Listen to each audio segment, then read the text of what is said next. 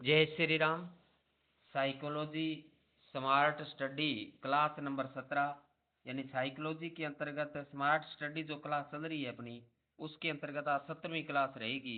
और 17वीं क्लास का जो टॉपिक रहेगा वो है बाल अपराध के कारण, निवारण व उपचार। तो ये महत्वपूर्ण टॉपिक है, बाल अपराध के कारण, निवारण और वह उपचार। तो काफ़ी महत्वपूर्ण है, रीट के लिए भी, सेकंड ग्रेड के लिए भी, फर्स्ट ग्रेड के लिए भी, सी टेट के लिए भी और एच टेट के लिए भी। तो यहाँ से क्वेश्चन है, एग्जाम में पक्का निकलता है। तो इसलिए आप इस वीडियो को आप पूरा देखें, स्किप नहीं करना है और किसी प्रकार से शॉर्ट में नहीं देखना है, वीडियो को पूरा देखें आप। अब वीडियो को आप पूरा देखेंगे तो उनके कारणों के बारे में आप जानेंगे, उनके निवारण के बारे में जानेंगे और उनके उपचार के बारे में जानेंगे। तो यहाँ से यदि कोई क्वेश्चन आता है तो अपना क्वेश्चन गलत नहीं होना चाहिए, उसको क्वेश्चन को हम सही करके आए। तो इसलिए बाल अपराध के कारण यानी केसेस ऑफ डेलिक्वेंसी अपने आज पढ़ेंगे, बाल अपराध के कारण। तो यहाँ से आपके रीट में, इसके अलावा फर्स्ट ग्रेड में, सेकंड ग्रेड में और एच टेट कोई दे रहा है तो, और सी टेट में भी ये यहाँ से क्वेश्चन आते हैं। तो इसलिए अपने को इस वीडियो को अपने को पूरा देखना है और वीडियो को स्किप नहीं करना है। यदि किसी ने चैनल को सब्सक्राइब नहीं किया है तो आप चैनल को सब्सक्राइब अवश्य कर लें और बेल आइकन को दबा लें, ताकि नए आने वाली वीडियो के नोटिफिकेशन आपको तुरंत मिलते रहें। और नई जब क्लास आए तो वो आपका तुरंत नोटिफिकेशन मिले, तुरंत आप उस क्लास का फ़ायदा उठा सके। तो इसलिए अपने को क्या है, चैनल को सब्सक्राइब कर लेना है और बेल आइकन को दबा लेना है, ताकि नए आने वाली वीडियो की नोटिफिकेशन तुरंत आपको मिल जाए। चलते हैं बाल अपराध के कारण पे। यहाँ पे पहला आता है बाल अपराध के कारण। तो बाल अपराध के कारणों के बारे में अपने जानेंगे। पहले जो कारण आते हैं वो आते हैं अनुवांशिक कारण, यानी यहाँ दिए गए हैं। पहले कारण है वो है अनुवांशिक कारण है। तो अनुवांशिक कारण बाल अपराध के कौन कौन से हैं उसी पे अपने भी चर्चा करेंगे, अनुवांशिक कारणों पे अपने चर्चा करेंगे। पहला है बाल अपराधी प्रवृत्ति। अनेक मनोवैज्ञानिकों का मत है कि बाल अपराधियों का जन्म होता है।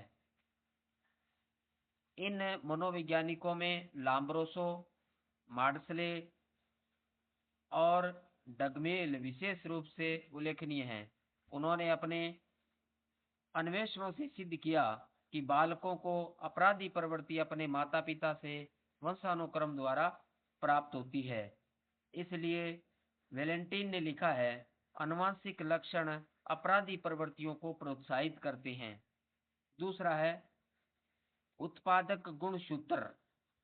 मेडिन्स एवं जॉनसन ने लिखा है कि व्यक्तियों में साधारणतः दो प्रकार के उत्पादक गुणसूत्र यानी सेक्स क्रोमोसोम्स होते हैं।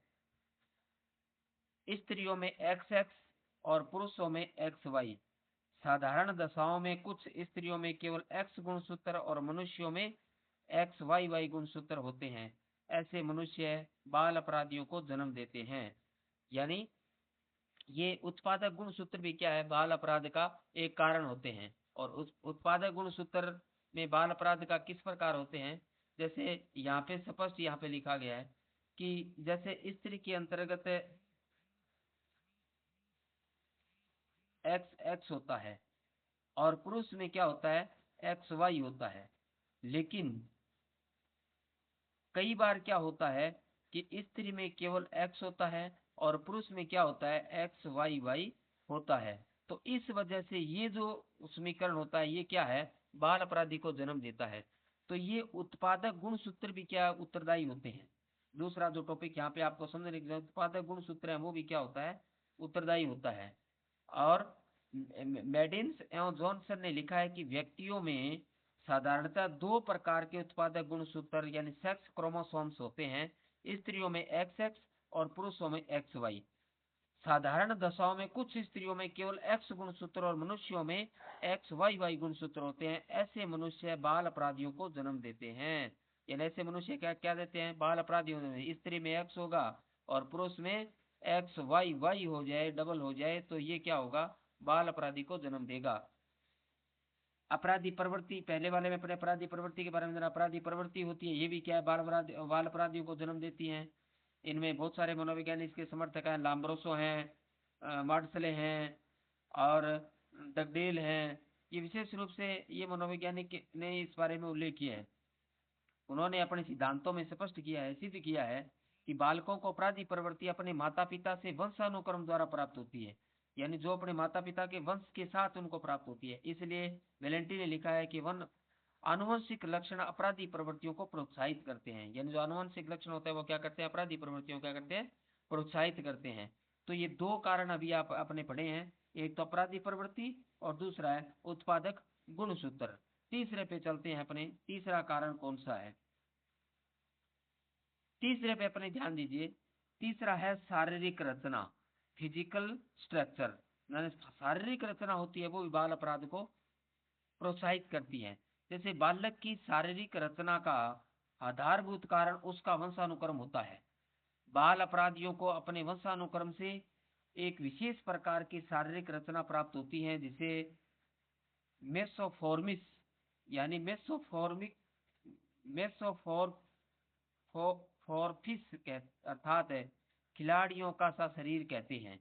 क्या कहते हैं, मेसोफॉर्फिस। ये शब्द को ध्यान रखना, इस शब्द कई बार क्या ऑप्शन में दे देते हैं, ये ऐसे ही शब्द देंगे वहां पे, क्योंकि ऑप्शन में तीनों शब्द ऐसे से ही होंगे। तो अपने को ध्यान रखना है मेसोमॉर्फिस। जो मेसोमॉर्फिस होगा वो क्या होगा, वो इसी प्रवृत्ति का होगा। यानी मेसो मेसो मेसोमॉर्फिस जो शब्द है, मेसोमॉर्फिस ये शब्द है, ये क्या है, ये शरीर की एक रचना है। मेसोमॉर्फिस शरीर की एक रचना है, विशेष रचना है, जिसका लक्षण क्या है, वो बाल अपराध का लक्षण माना जाता है। इस शारीरिक रचना वाले बालक का शरीर गठा हुआ, पुष्ट, सॉलिड, क्लोजली कनेक्ट और मसलर होता है। ग्लूक ने अपनी पुस्तक प्लेस्क्यू एंड डेलिंक्वेंसी अपने स्वयं के अध्ययनों के आधार पर लिखा कि इस प्रकार को शारीरिक रचना और बाल अपराध में घनिष्ठ संबंध होता है। तो इस प्रकार यानी शारीरिक रचना होती है वो भी क्या है, बाल अपराध की जनक मानी जाती है, बाल अपराध के लिए उत्तरदायी मानी जाती है। जैसे यहाँ पे एक रचना के बारे में चर्चा हुआ है, और वो रचना क्या है, मेसोमॉर्फिस। अब जो मेसोमॉर्फिस है ये क्या करती है, बाल अपराध को जन्म देती है। ध्यान रखना इस शब्द को, मेसोमॉर्फिस। ये जो मेसोमॉर्फिस है यही क्या है, ये संरचना है, शारीरिक संरचना, ये ध्यान रखना। कई बार ऐसे ही पूछ लेते हैं, मेसोमॉर्फिस निम्न में से है, नीचे लिखेंगे बालक के शारीरिक संरचना, बालक का स्वभाव, बालक की मानसिक अवस्था। तो इस प्रकार ये आपको देंगे। तो मेसोमॉर्फिस क्या है, बालक की शारीरिक रचना है जो क्या होती है, बाल अपराध के लिए उत्तरदायी होती है। उसके बाद अगले जो आते हैं वो आते हैं शारीरिक कारण, फिजिकल केसेस। आगे क्या आते हैं, शारीरिक कारण आते हैं, फिजिकल केसेस आते हैं। तो शारीरिक कारण होते हैं वो भी क्या होते हैं, उत्तरदायी होते हैं, फिजिकल केसेस भी उत्तरदायी होते हैं। शारीरिक कारण में पहला आता है, वो आता है शारीरिक दोष, फिजिकल डिफेक्ट्स। शारीरिक दोष, बालक के शारीरिक दोष उसके तिरस्कार के कारण बनते हैं। इस तिरस्कार से उनके आत्मसम्मान को ठेस पहुंचती है। फलस्वरूप वह तिरस्कार का बदला लेने के लिए दूसरों को कष्ट देने और सताने का अपराध करने लगता है। क्लिफोर्ड मेमसेट ने इसका एक उदाहरण दिया है कि एक बालक की आंखें कमजोर थी और वह पढ़ नहीं सकता था। दूसरे लड़के उसका मजाक उड़ाते थे और इससे उसके आत्मसम्मान को चोट लगती थी। अतः उसने चश्मा लगाने वाले लड़कों के चश्मे चुराने आरंभ कर दिए, और पहले तो उसने ऐसा उनको तंग करने के लिए किया, और पर धीरे धीरे उसकी चोरी करने की आदत पड़ गई। यानी ये क्या है, शारीरिक दोष भी कई बार क्या होता है, बच्चों को इस तरफ आकर्षित कर देती है। तो ये जो शारीरिक दोष है ये भी क्या है, बच्चे इससे बाल अपराध करने लग जाते हैं। जैसे शारीरिक दोष उनके तिरस्कार के कारण बनते हैं, जो शारीरिक दोष क्या हो जाते हैं, बच्चे के तिरस्कार के कारण बन जाते हैं, और इसी तिरस्कार से उसके आत्मसम्मान को ठेस पहुंचती है। यानी जब उसका तिरस्कार होता है तो उसका आत्मसम्मान को ठेस पहुंचेगी। फलस्वरूप वह तिरस्कार का बदला लेने के लिए दूसरों को कष्ट देने और सताने का अपराध करने लगता है। जब वो अपने तिरस्कार का बदला लेना चाहेगा, जो तिरस्कार करेंगे, तो बालक, जो तिरस्कृत बालक है, वो स्वाभाविक सी बात है तिरस्कार करने वालों से क्या करेगा, वो बदला लेने के लिए सोचेगा। और जब बदला लेने के लिए वो सोचेगा, तो क्लिफोर्ड मेमेंस ने एक उदाहरण दिया है। और उदाहरण क्या दिया कि एक बालक की आंखें कमजोर थी और वह पढ़ नहीं सकता था। यानी एक बालक था कक्षा के अंतर्गत, तो उसकी आंखें क्या थी, कमजोर थी और पढ़ नहीं सकता था। दूसरे लड़के उसका मजाक उड़ाते थे, जो उनके साथ वाले लड़के थे वो क्या करते थे, उसका मजाक उड़ाते थे, और इससे उसके आत्मसम्मान को चोट लगती थी। अब जब कोई बच्चा का बार बार मजाक उड़ाया जाएगा तो उसके आत्मसम्मान को चोट लगेगी, और उसको इस चीज का क्या होगा, इस गलत उसको अपने आप में फील होगा। उसने चश्मा लगाने वाले लड़कों के चश्मे चुराने प्रारंभ किए थे। अब इस बात से जब उनको चोट लगी, तो उन्होंने क्या किया कि उससे बदला लेने के लिए जो लोग तिरस्कार करते थे, उनके जो चश्मा लगा रहे थे, जो बच्चे वहां बच्चे चश्मा लगाते थे, उन बच्चे चश्मा वाले बच्चों बच्चों के चश्मे क्या किया, उन्होंने चुराने का शुरू कर दिया, यानी उन चश्मों को चुराना शुरू कर दिया। पहले तो उसने पैसा उनको तंग करने के लिए किया, यानी उन्होंने पहले तो ऐसा उनको तंग करने के लिए किया, पर धीरे धीरे उसने चोरी करने की आदत पड़ गई। जब वो लंबे समय तक ऐसा करता रहा, बार बार करता रहा, तो उनमें क्या हो गई, वो एक आदत विकसित होगी, यानी चोरी करने की आदत विकसित होगी।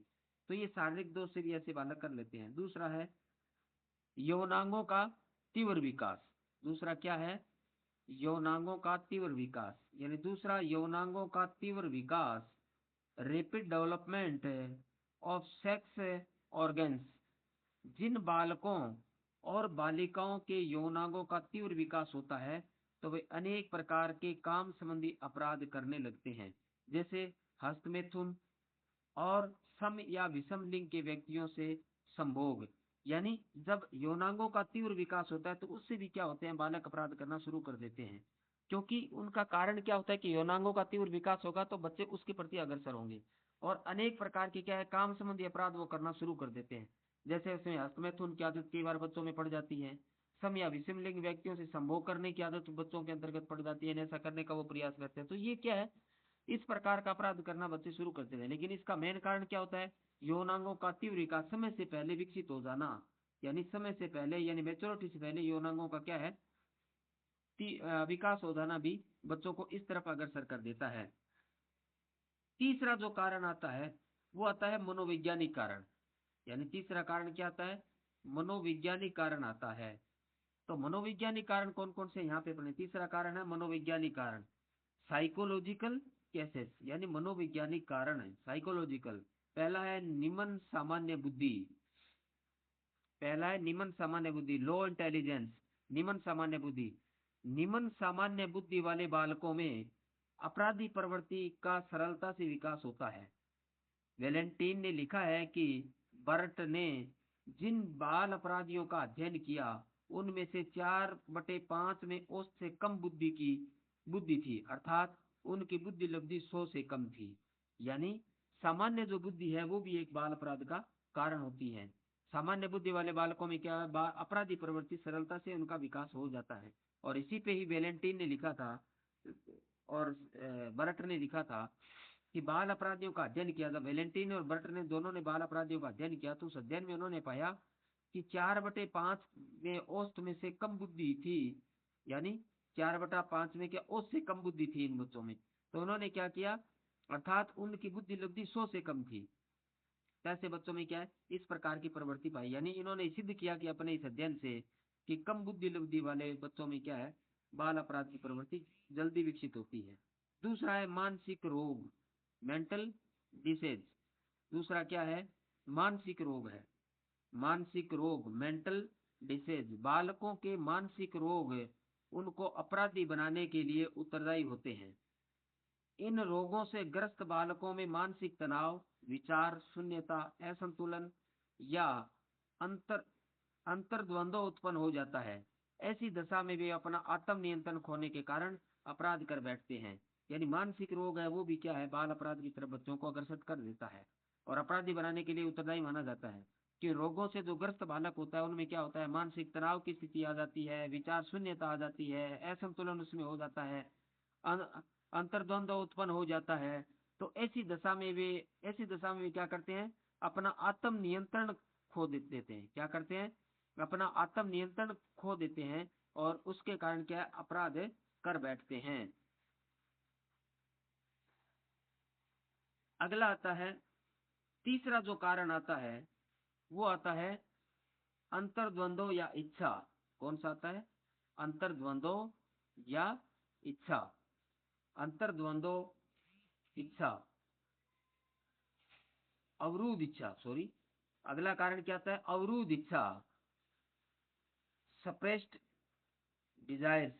मैकडूगल ने बताया है कि प्रत्येक मूल प्रवृत्ति के साथ एक संवेग जुड़ा रहता है। यानी प्रत्येक जो मूल प्रवृत्ति है तो उसके साथ एक संवेग जुड़ा होता है। यहाँ पे उदाहरणार्थ अपने देखते हैं, जैसे पलायन है, तो पलायन के साथ क्या जुड़ा होगा? भय। तो मूल प्रवृत्ति क्या है? पलायन है। मूल प्रवृत्ति क्या है? पलायन है। मूल प्रवृत्ति पलायन है और इसके साथ क्या जुड़ा होता है? यानी जो संवेग है वो क्या है? पलायन है। और अपने संवेग क्या जुड़ा? मूल प्रवृत्ति क्या है? पलायन है और संवेग क्या जुड़ा होगा? भय। संवेग क्या जुड़ा होगा? भय जुड़ा होगा। यानी पलायन प्रवृत्ति के साथ भय जुड़ा होता है। तो इस प्रकार प्रत्येक मूल प्रवृत्ति के साथ क्या होता है? संवेग जुड़ा रहता है। यानी मूल प्रवृत्ति के साथ एक संवेग जुड़ा रहता है। जैसे पलायन के साथ क्या जुड़ा? भय संवेग जुड़ गया। भय का संवेग संबंध रहता है। जब मूल प्रवृत्ति अवरुद्ध हो जाती है तब वह भावना ग्रंथि का निर्माण कर देती है। यानी जब मूल प्रवृत्ति अवरुद्ध होगी तो वो क्या करेगी? भावना ग्रंथि का निर्माण कर देगी। इससे क्या है? बालक में बेचैनी उत्पन्न हो जाती है। यह बेचैनी उसकी क्या है? दूसरी इच्छाओं को भी प्रभावित करती है। यही कारण है कि बालक धमकाने पर झूठ बोल सकता है, घर से भाग सकता है और दूसरे पर आक्रमण कर सकता है। दूसरी बात ध्यान देने योग्य यह है कि अवरुद्ध इच्छाओं के कारण बालक में मानसिक संघर्ष हो जाता है, जो अनेक अपराधों का कारण होता है। तो इस वजह से क्या है? अवरुद्ध इच्छा भी क्या कर देती है? बालक को अपराध की तरफ धकेल देती है। यानी अपराध प्रवृत्ति की तरफ बच्चे को अग्रसर कर देती है। अगला चौथा आता है निराशा। हरलोक ने लिखा है कि आक्रमण निराशा की सामान्य प्रतिक्रिया है। व्यक्ति जितना अधिक निराश होता है उतना ही अधिक आक्रमणकारी हो जाता है। इस कथन के आधार पर हम कह सकते हैं कि निरंतर निराश रहने वाला बालक आक्रमणकारी बनकर बाल अपराध को दोषी मानता है। तो इस प्रकार निराशा भी क्या है? एक इसका कारण होती है। पांचवा है ग्रंथियां, कॉम्प्लेक्स। जिस बालक में ग्रंथियों का निर्माण हो जाता है वह थोड़े बहुत समय के बाद कोई न कोई अपराध अवश्य करने लगता है। यानी ग्रंथियां भी क्या होती है? ये भी अपराध का एक कारण होती हैं। तो जिस बालक में ग्रंथियों का निर्माण हो जाता है वह थोड़े बहुत समय के बाद कोई न कोई अपराध करने लग जाता है। तो ग्रंथियों के माध्यम से भी क्या है? बच्चा अपराध की तरफ अग्रसर होता है। इसके बाद एक उदाहरण लेते हैं अपने, विमाता ग्रंथि या जीन भावना की ग्रंथि उसमें प्रतिशोध की भावना उत्पन्न करके उससे कोई भी असामाजिक कार्य करवा सकती है। यानी यहाँ पे एक उदाहरण दिया गया है बहुत अच्छा, कि विमाता ग्रंथि या जीन भावना की ग्रंथि, विमाता ग्रंथि या जीन भावना ग्रंथि उसमें क्या कर देती है? प्रतिशोध की भावना उत्पन्न कर देती है। उत्पन्न करके वो क्या करेगी? उससे कोई भी असामाजिक कार्य करवा सकती है। यानी प्रतिशोध की भावना है, उससे किसी भी प्रकार का असामाजिक कार्य करवा सकती है। तो ये भी क्या है? एक अपराध का एक कारण होता है। छठा आता है, छठा जो अपना कारण आएगा अपराध का वो आता है संवेगात्मक असंतुलन। कौन सा आता है? छठा कारण है संवेगात्मक असंतुलन, इमोशनल इम्बैलेंस, संवेगात्मक असंतुलन। बाल अपराध के मनोवैज्ञानिक कारणों में संवेगात्मक असंतुलन सबसे अधिक महत्वपूर्ण है।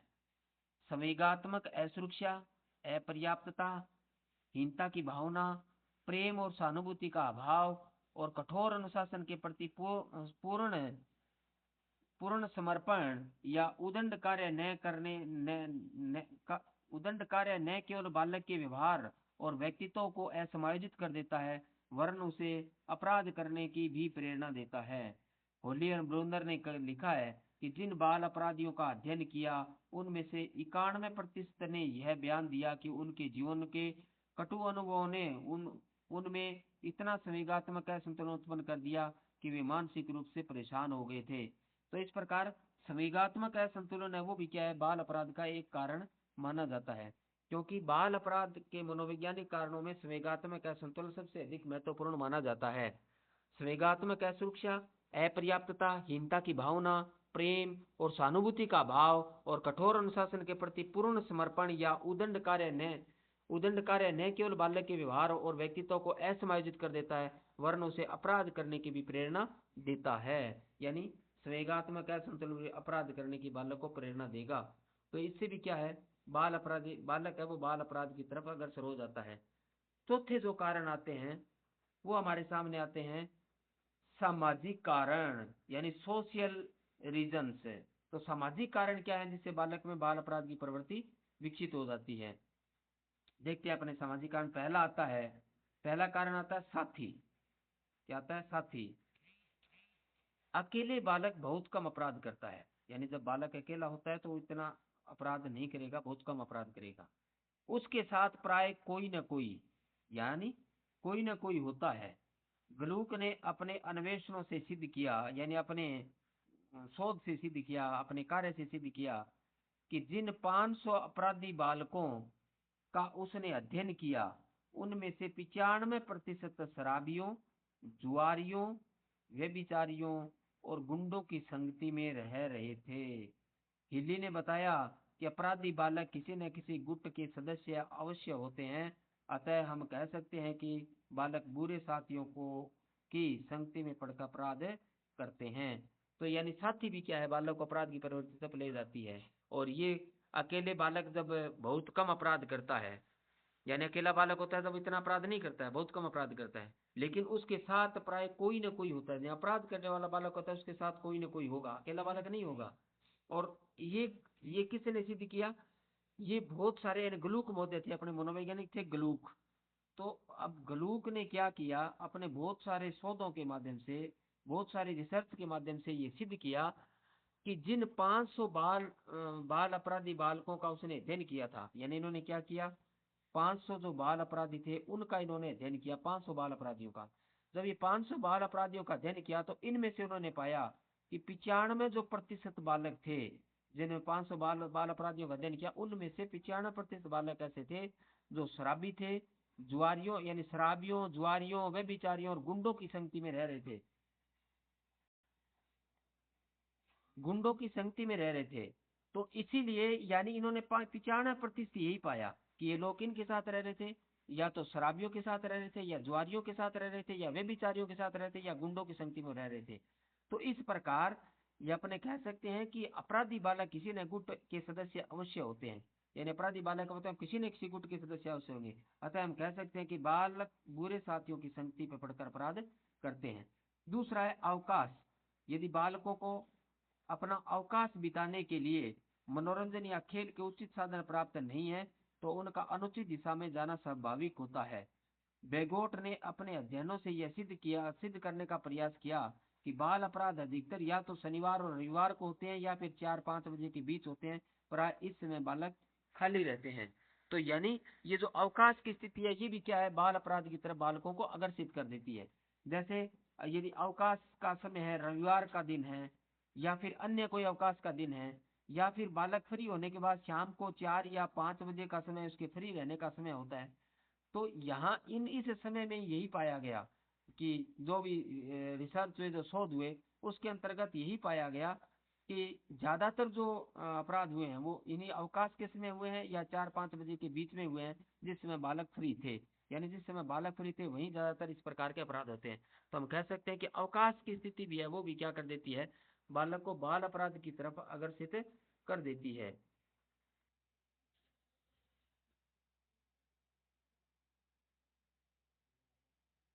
नागरिक वातावरण यानी सिविक एनवायरनमेंट। नागरिक वातावरण सिविल एनवायरनमेंट। आधुनिक नगरों का वातावरण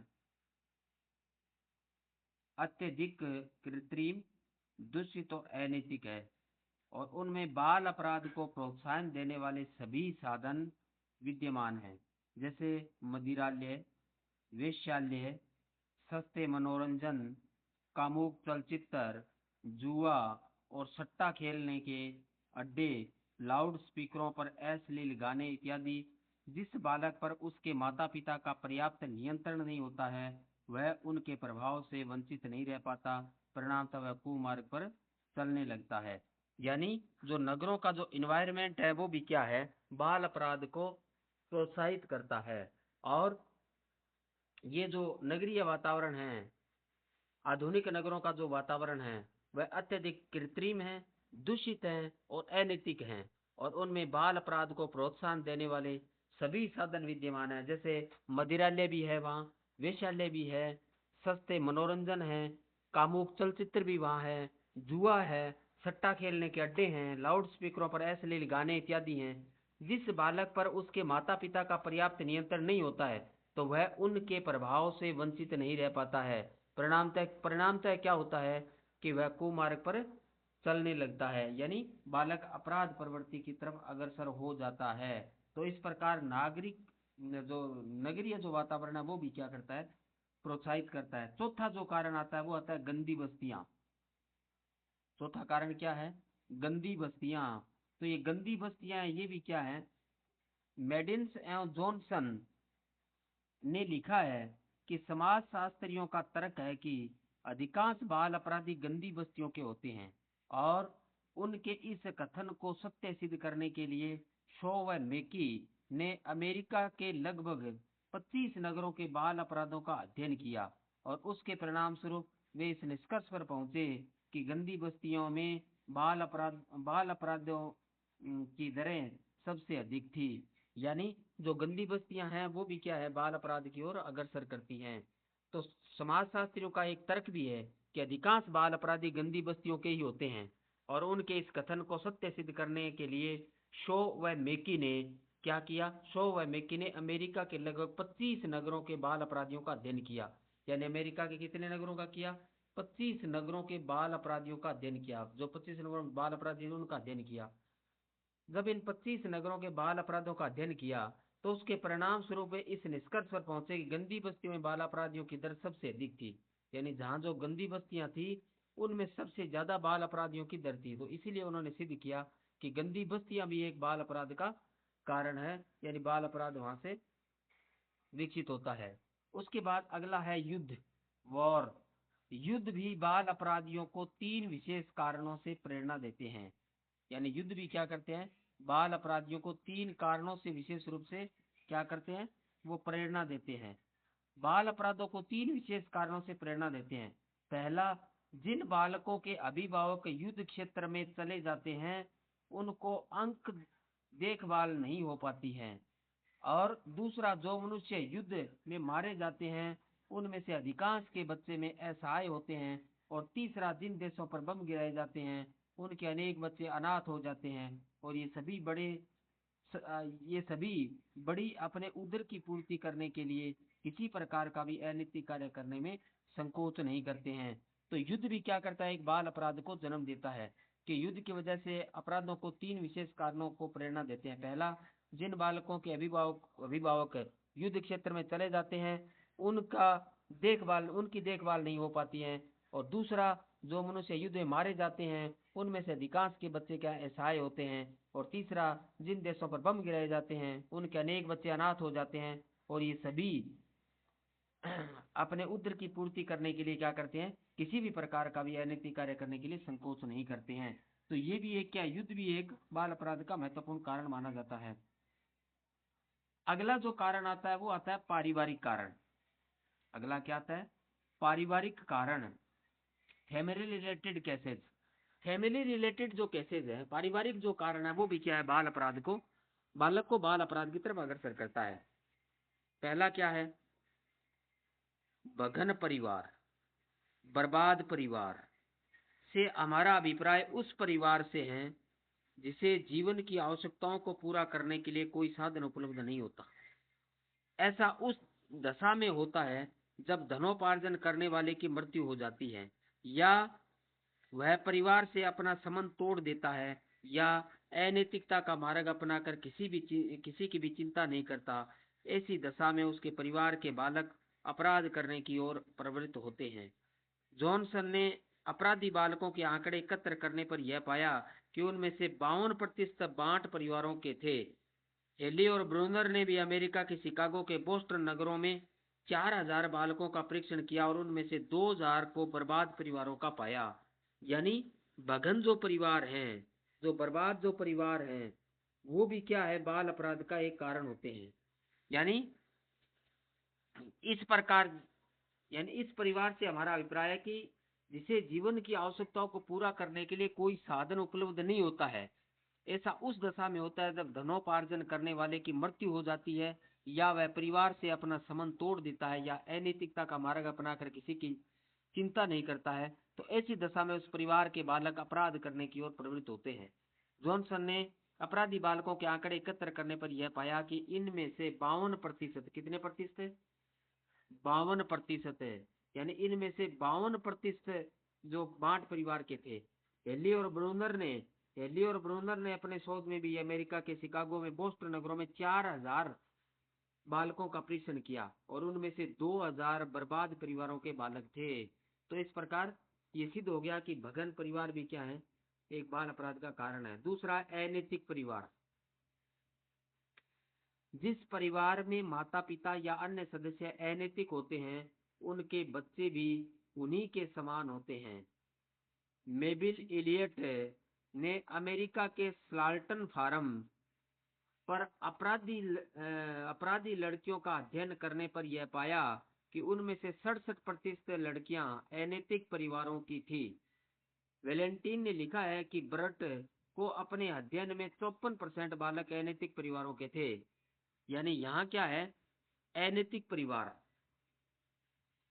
जिस परिवार में माता पिता या अन्य सदस्य अनैतिक होते हैं, उसके बच्चे भी उन्हीं के समान होते हैं।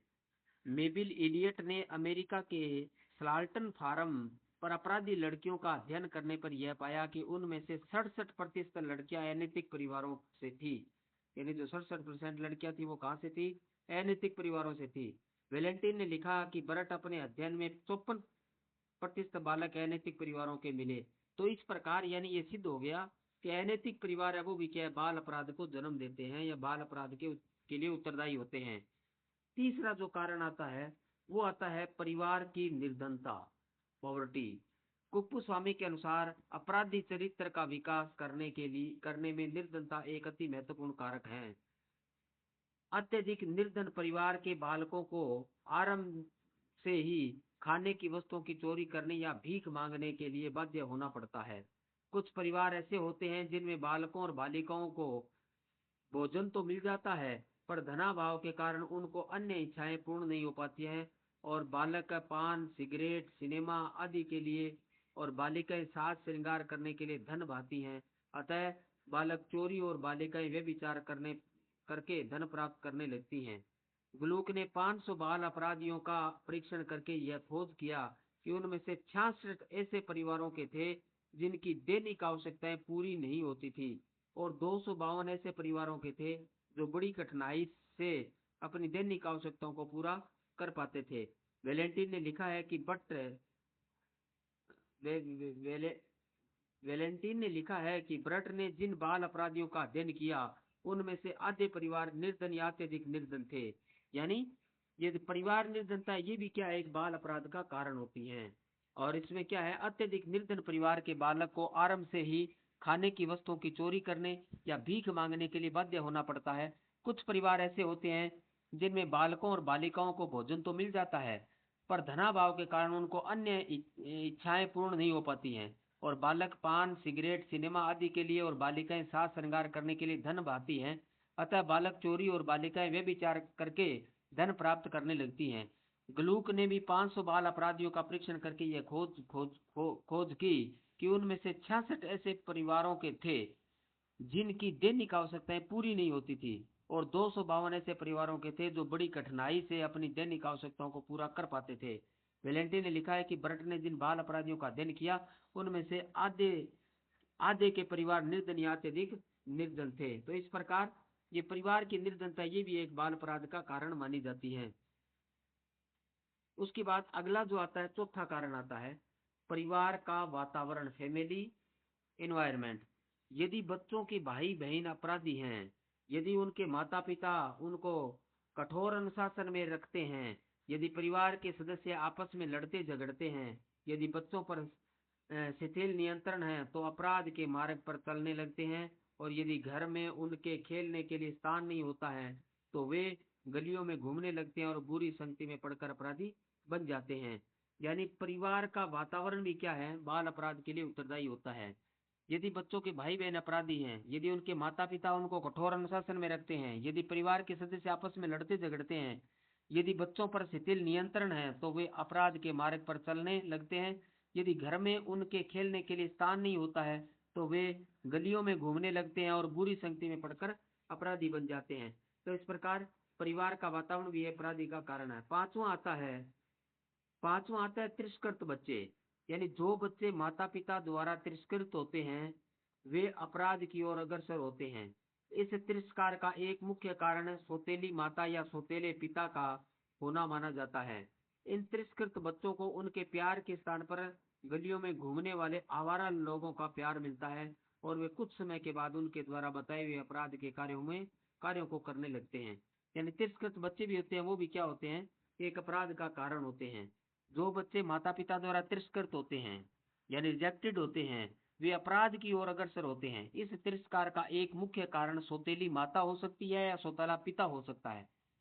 इन तिरस्कृत बच्चों को उनके प्यार के स्थान पर गलियों में घूमने वाले आवारा लोगों का प्यार मिलता है और वे कुछ समय के बाद उनके द्वारा बताए हुए अपराध के कार्यों को करने लग जाते हैं। तो इस प्रकार तिरस्कृत बच्चे भी क्या है, एक अपराध का यानी कारण होते हैं। छठा जो कारण आता है वो आता है बच्चों के प्रति दुर्व्यवहार। यानी कुप्पुस्वामी के शब्दों में बाल अपराध का सबसे महत्वपूर्ण कारण बालक के द्वारा परिवार के दुर्व्यवहार का अनुभव किया जाना है। यदि बालक को परिवार के बड़े व्यक्तियों द्वारा सदैव डांटा या मारा जाता है तो दोष निकाला जाता है तो आलोचना की जाती है तो वह अत्यधिक उदासीन और चिंताग्रस्त हो जाता है और वह परिवार के समायोजन करने का प्रयास करता है। जब वह ऐसा करने में असफल हो जाता है तब फिर विद्रोह कर उठता है और असामाजिक कार्य करने लगता है। यानी बच्चों के प्रति जो दुर्व्यवहार है, यानी बच्चों के प्रति दुर्व्यवहार है, वह भी क्या कर देता है, उसको बाल अपराध की तरफ कर देता है। बाल अपराध का सबसे महत्वपूर्ण कारण बालक के द्वारा परिवार के दुर्व्यवहार का अनुभव किया जाना है।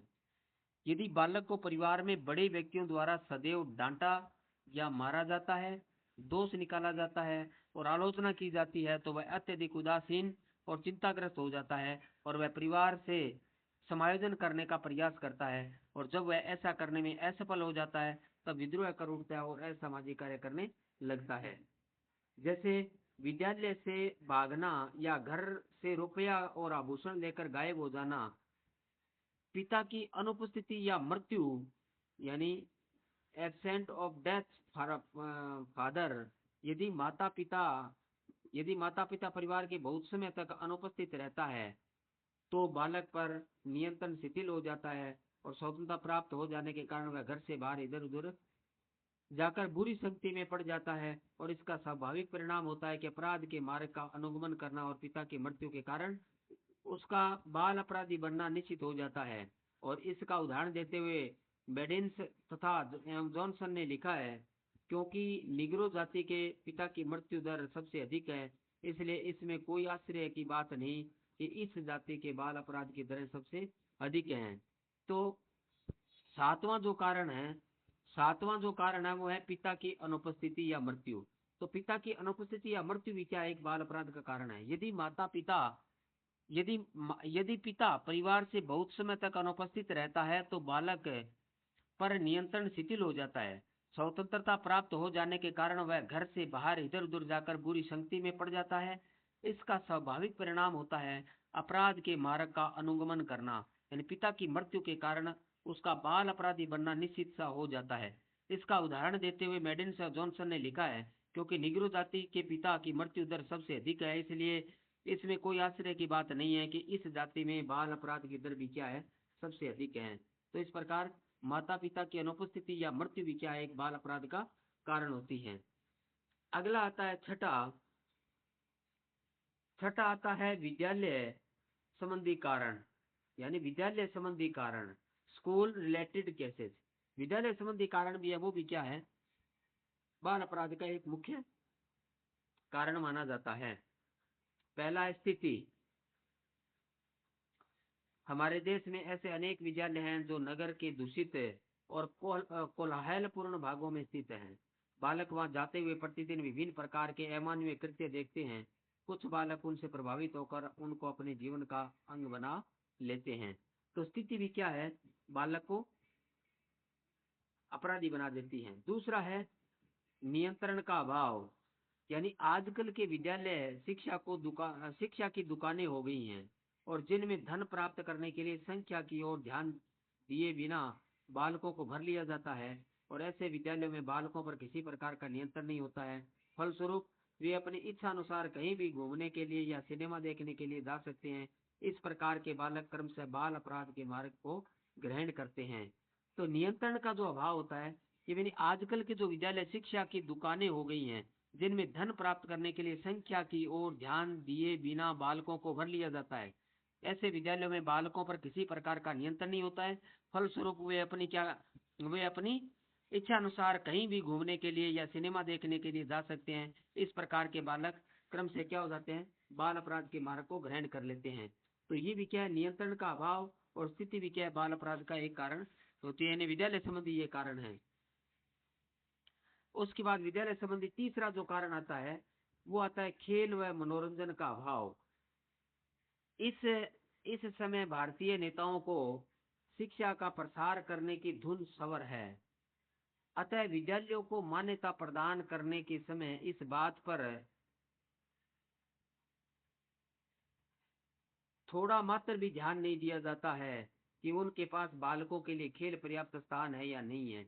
विद्यालय भी खेल पर धन व्यय करना मूर्खता समझता है और खेल की व्यवस्था न होने के कारण बालकों में अनेक संवेग दमित अवस्था में पड़े रहते हैं जो उबरने पर अति घातक सिद्ध होते हैं और वे बालकों को न केवल असामाजिक कर देते हैं वरन उनकी विविध प्रकार के अपराध करने के लिए भी प्रेरित करते हैं। तो खेल व मनोरंजन का अभाव भी क्या है, बालक को अपराध की तरफ ले जाता है। और आजकल जिस प्रकार हम विद्यालयों की स्थिति देख रहे हैं कि भारतीय नेताओं की शिक्षा का प्रसार करने की एक धुन सवार हो रखी है और विद्यालयों को मान्यता प्रदान करते समय वो इस बात का थोड़ा भी ध्यान नहीं रखते कि उनके पास बालकों के लिए खेल का पर्याप्त स्थान है या नहीं है। विद्यालय भी खेल पर धन व्यय करना मूर्खता समझते हैं और खेल की व्यवस्था न होने के कारण बालकों में अनेक समय दमित अवस्था में पड़े रहते हैं जो उबरने पर अति घातक सिद्ध होते हैं और वे बालकों को न केवल असामाजिक कर देते हैं वरन उनको विविध प्रकार के अपराध करने के लिए भी प्रेरित कर देते हैं। तो ये खेल व मनोरंजन का अभाव भी एक बाल अपराध का कारण है। चौथा जो कारण है वो है परीक्षा प्रणाली। हमारे विद्यालयों में छात्रों की परीक्षा देने के लिए जिस प्रणाली का प्रयोग किया जाता है उसमें कितने ही दोष हैं। यह प्रणाली मुख्य रूप से बालकों को परीक्षा भवनों में अनुचित साधनों का प्रयोग करने का अवसर देती है। यदि उनको ऐसा करने से रोका जाता है तो वे मारपीट और यहाँ तक कि हत्या की भी कर देते हैं। और इसके अतिरिक्त बालक ऐसे भी होते हैं जो परीक्षा में असफल होने के कारण घर से भाग जाते हैं, आत्मदाह कर लेते हैं। इस प्रकार ये स्पष्ट है कि हमारी परीक्षा प्रणाली बाल अपराध को बढ़ावा देने का कार्य कर रही है। तो परीक्षा प्रणाली भी इसका एक कारण होती है। विद्यालयों में छात्रों की परीक्षा लेने के लिए जिस प्रणाली का प्रयोग किया जाता है उसमें कितने ही दोष हैं। यह प्रणाली मुख्य रूप से बालकों को परीक्षा भवनों में अनुचित साधनों का प्रयोग करने का अवसर देती है। यदि उनको ऐसा करने से रोका जाता है तो वे मारपीट यहाँ तक कि हत्या भी कर देते हैं। और इसके अतिरिक्त कुछ बालक ऐसे भी होते हैं जो परीक्षा में असफल होने के कारण घर से भाग जाते हैं या आत्महत्या कर लेते हैं। इस प्रकार ये स्पष्ट है कि हमारी परीक्षा प्रणाली बाल अपराधी को बढ़ावा देने का कार्य कर रही है। तो परीक्षा प्रणाली भी क्या एक बाल अपराध का कारण मानी जाती है। पांचवा जो कारण है वो है व्यक्तिगत स्कूल। एच.जी. वेल्स ने व्यक्तिगत स्कूलों के बारे में लिखा है, यदि आप इस बात का अनुभव करना चाहते हैं कि पीढ़ियों के बाद पीढ़ियां किस प्रकार पहाड़ी नदियों के वेग से विनाश हो गई बढ़ रही हैं, और आप किसी प्राइवेट स्कूल को ध्यान से देखिए। ये स्कूल बालकों के शारीरिक, मानसिक और संवेगात्मक विकास के लिए उपयुक्त सुविधाएं नहीं जुटाते हैं। फलतः अनेक बालकों का विकास विकृत रूप धारण कर लेता है और वे पक्के बाल अपराधी बन जाते हैं। तो यानी व्यक्तिगत जो स्कूल है ये भी क्या है, एक बाल अपराध का कारण होते हैं। जैसे एच.जी. वेल्स ने व्यक्तिगत स्कूलों के बारे में लिखा है, यदि आप इस बात का अनुभव करना चाहते हैं कि पीढ़ियों के बाद पीढ़ियां किस प्रकार पहाड़ी नदियों के वेग से विनाश की ओर बढ़ रही हैं। और आप किसी प्राइवेट स्कूल को ध्यान से देखिए, ये स्कूल बालकों के शारीरिक, मानसिक और स्वैगात्मक विकास के लिए उपयुक्त सुविधाएं नहीं जुटाते हैं। फलतः अनेक बालकों का विकास विकृत रूप धारण कर लेता है और पक्के बाल अपराधी बन जाते हैं। तो ये व्यक्तिगत स्कूल भी क्या एक बाल अपराध का कारण है। सातवां जो कारण आता है, सातवां जो कारण आता है वो आता है संवाद वाहन के साधन। संवाद वाहन के साधन, मीडिया ऑफ कम्युनिकेशन, यानी संवाद वाहन के साधन। पहला इसमें आता है प्रश्न की पुस्तकें। प्रश्न की पुस्तकों यानी कॉमिक बुक्स का मुख्य उद्देश्य बालकों का मनोरंजन करना है। इन पुस्तकों की विषय सामग्री काल्पनिक होने के अलावा आक्रमणकारी और उत्तेजित करने वाली घटनाओं पर आधारित होती हैं। इसलिए जैसा कि मेडिसन सर जॉनसन ने लिखा है कि कैलिफोर्निया राज्य की विचारधारा ने अपनी एक रिपोर्ट में तर्क प्रस्तुत किए हैं कि बाल अपराधों का कारण बालकों द्वारा प्रश्न को पुस्तकों का पढ़ा जाना है। यानी प्रश्न की पुस्तकें भी क्या है, यानी कॉमिक जो बुक्स हैं वो भी क्या एक बाल अपराध का कारण मानी जाती हैं। दूसरा आता है सस्ते उपन्यास और पत्रिकाएं, यानी चेप नॉवेल्स एंड मैगजीन्स है। सस्ते उपन्यासों और पत्रिकाओं का मुख्य विषय युवकों और युवतियों का यौन संबंध पर आधारित प्रेम होता है। अतः हिली व ब्रूनर ने उनको बाल अपराधों के लिए उत्तरदायी माना है। तो सस्ते उपन्यास और पत्रिकाएं भी क्या है एक बाल अपराध का कारण होती हैं। तीसरा जो कारण आता है वो आता है चलचित्र। ब्लूम व होजर ने लिखा है कि चलचित्र धन प्राप्त करने की अनुचित विधियों का सुझाव देकर, काम वासनाओं को भड़काकर और कुत्सित कार्यों को प्रदर्शित करके बाल अपराधों में अतिशय योग देते हैं। ब्लूमर ने लिखा है कि सन 1933 में इलिनोस नगर में the wild boys of the road नामक चलचित्र के प्रदर्शित होने के एक मास के अंदर ही 14 बच्चे घर से भाग गए और इनमें से 15 वर्ष की लड़कियां थी जो बिल्कुल उसी प्रकार के वस्त्र पहने हुए थी जैसे उस चलचित्र की प्रमुख नायिका ने पहन रखे थे। यानी जो चलचित्र अभी भी क्या है बालकों को इस प्रकार की ओर अग्रसर कर देते हैं। यानी धन प्राप्त करने की अनुचित विधियों का सुझाव देकर, काम वासनाओं को भड़काकर और कुत्सित कार्यों को प्रदर्शित करके बाल अपराधों में अतिशय योग देते हैं। ब्लूमर ने लिखा है कि सन 1933 में इलिनोस नगर में the wild boys of the road नामक चलचित्र के प्रदर्शित होने के एक मास के अंदर ही 14 बच्चे घर से भाग गए। इनमें से एक 15 वर्ष की लड़की थी जो बिल्कुल उसी प्रकार के वस्त्र पहने हुए थी जैसे उस चलचित्र की प्रमुख नायिका ने पहन रखे थे। तो चलचित्र भी क्या होता है बच्चों को अपराध की ओर आकर्षित कर देता है। चौथा है टेलीविजन। टेलीविजन के संबंध में अब 3 विस्तृत अध्ययन हुए हैं। 1958 में इंग्लैंड में, 61 में अमेरिका में और 62 में जापान में। 58 में इंग्लैंड में और 61 में अमेरिका में और 62 में जापान में। इन अध्ययनों के आधार पर इसको बाल अपराधों के लिए चलचित्र से अधिक दोषी ठहराया गया है। बेना, मेडिन्स व जॉनसन का विचार है कि मैं विश्वास करता हूं कि तरुण और परेशान किशोरों के लिए टेलीविजन बाल अपराध का प्रारंभिक प्रशिक्षण केंद्र है। तो इस प्रकार यानी टेलीविजन है वो भी क्या है एक बाल अपराध का कारण माना जाता है। अब इसके बाद ये थे बाल अपराध के कारण है। इसके बाद क्या आता है बाल अपराध की विशेषताएं आती है। इसके बाद क्या है बाल अपराध की विशेषताएं। पहली विशेषता है बाल अपराधी बालक पुष्ट मांसपेशियों से युक्त एवं आयताकृति के होते हैं। दूसरी है बाल अपराधी बालक स्वभाव से अशांत तथा आक्रामक प्रवृत्ति के होते हैं। तीसरी है ऐसे बालक संदेह, दोषपूर्ण तथा दुश्मनी का भाव रखने वाले होते हैं। और चौथी है ऐसे बालकों में स्नेह तथा नैतिकता का भाव होता है। और पांचवी है ऐसे बालक समस्याओं को सही तरीके से हल करने में रुचि लेते हैं। तो ये इस प्रकार यानी पहली है बाल अपराधी बालक पुष्ट मांसपेशियों से युक्त या आयताकृति आकार के होते हैं। दूसरी दूसरी है बाल अपराधी बालक स्वभाव से अशांत तथा आक्रामक प्रवृत्ति के होते हैं। और इसी प्रकार तीसरी है ऐसे बालक संदेही, दोषपूर्ण तथा दुश्मनी का भाव रखने वाले होते हैं। और चौथी ऐसे बालकों में स्नेह तथा नैतिकता का भाव होता है। और पांचवी ऐसे बालक समस्याओं को सही तरीके से हल करने में रुचि लेते हैं। तो इस प्रकार ये 5 विशेषताएं हैं जिनको हम बाल अपराध की श्रेणी के अंतर्गत मान सकते हैं इस विशेषता वाले बालकों को। इसके बाद आता है बाल अपराधों के लिए शिक्षा। बाल अपराधों के लिए शिक्षा। बाल अपराधों के लिए शिक्षा कैसी होनी चाहिए? नंबर 1, बालकों को व्यवसायिक निर्देशन देना अति आवश्यक है। नंबर 2, यौन अपराधों में सुधार एवं निवारण के लिए बालकों को यौन शिक्षा दी जानी चाहिए। नंबर 3, बालकों को उनके अधिकार एवं कर्तव्यों से अवगत कराया जाना चाहिए। नंबर 4, विद्यालय में दी जाने वाली शिक्षा बालकों की रुचि, योग्यता, आवश्यकता और क्षमता के अनुरूप होनी चाहिए। नंबर 5, मनोरंजन के साधनों की सुलभता होनी चाहिए। और नंबर 6, सहानुभूतिपूर्ण व्यवहार होना चाहिए। और नंबर 7, विद्यालय का संपूर्ण वातावरण अच्छा होना चाहिए। तो इस प्रकार ये 7 चीजें हैं। पहली है यानी अपराधी बालकों को शिक्षा कैसे होनी चाहिए? पहली है बालक को व्यवसायिक निर्देशन देना अति आवश्यक है। दूसरी है यौन अपराधों में सुधार और निवारण के लिए बालकों को यौन की शिक्षा दी जानी चाहिए। और तीसरी है बालकों को बालकों बालकों को उनके अधिकार एवं कर्तव्यों से अवगत कराया जाना चाहिए। और नेक्स्ट है विद्यालय को दी जाने वाली शिक्षा बालकों की रुचि, योग्यता, आवश्यकता और क्षमता के अनुरूप होनी चाहिए। और इसके बाद नेक्स्ट है मनोरंजन के साधनों की सुलभता होनी चाहिए। और उसके बाद नेक्स्ट है सहानुभूतिपूर्ण व्यवहार होना चाहिए। और उसके बाद नेक्स्ट है विद्यालय का संपूर्ण वातावरण अच्छा होना चाहिए।